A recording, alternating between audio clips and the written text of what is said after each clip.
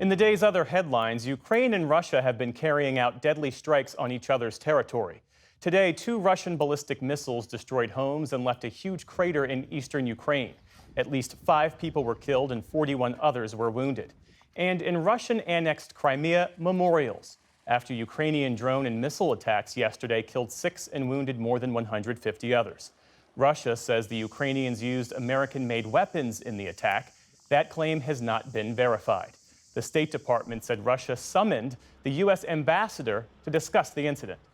I will just tell you what the ambassador said when she met with the Russian Foreign Ministry, and that is, of course, that we lament any civilian loss of life in this war. We provide weapons to Ukraine so it can defend its sovereign territory against armed aggression.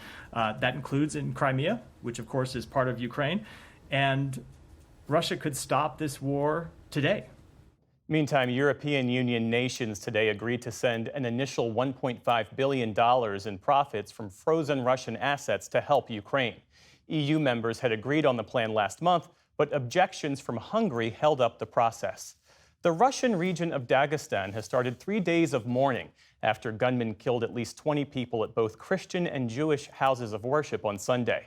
Investigators scoured an Orthodox church and a synagogue that were among the sites where the coordinated shootings took place. There's been no claim of responsibility, but local officials have blamed the attacks on Islamic extremists. Here at home, flooding from torrential rain has hit parts of the Midwest, leading to evacuations and adding misery to a region already dealing with an oppressive heat wave. Over the weekend, violent floodwaters rushed through Sioux Falls, South Dakota. In Iowa, officials say water levels rose above records set in 1993.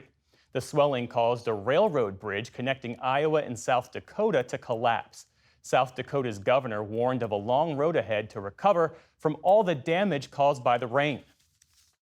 We have damaged roads, we have damaged bridges. We did lose a Burlington Northern Santa Fe railroad bridge. That is the main bridge going into Iowa that a lot of commodities and different materials move on throughout the state. And between us and those, that river collapsing and going down the Big Sioux last night was a big loss for us. That'll impact us for many, many months to come.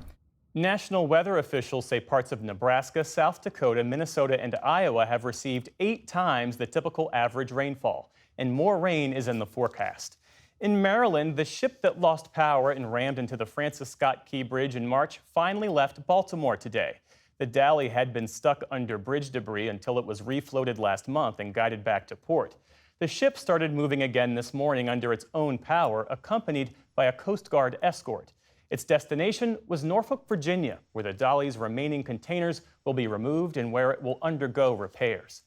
The Supreme Court said today it will hear its first case involving medical care for transgender youth, taking up what has become a politically polarizing issue across the country.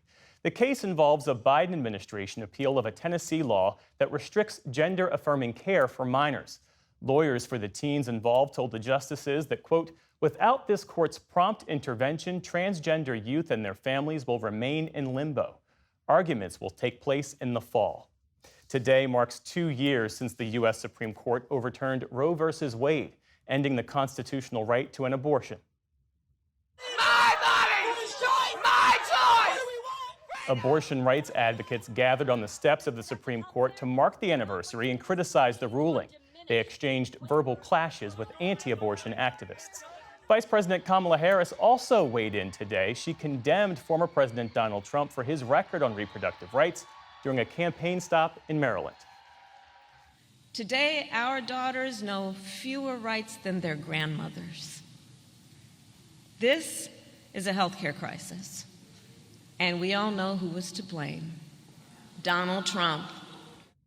The former president nominated 3 conservative justices to the Supreme Court prior to the overturning of Roe. On the campaign trail, Mr. Trump has repeatedly claimed credit for the decision. Civil liberties groups filed a lawsuit today to block a Louisiana law that requires the 10 Commandments to be displayed in every public school classroom.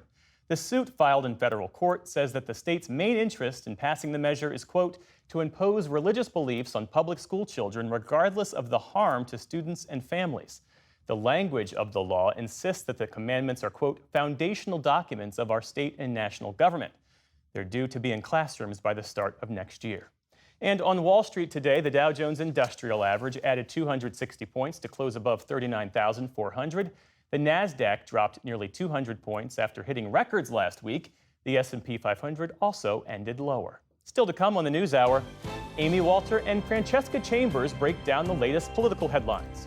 The loss of one of the world's largest sources of groundwater threatens farming on America's Great Plains. And LaToya Ruby Frazier's activist approach to making art comes together in her first retrospective.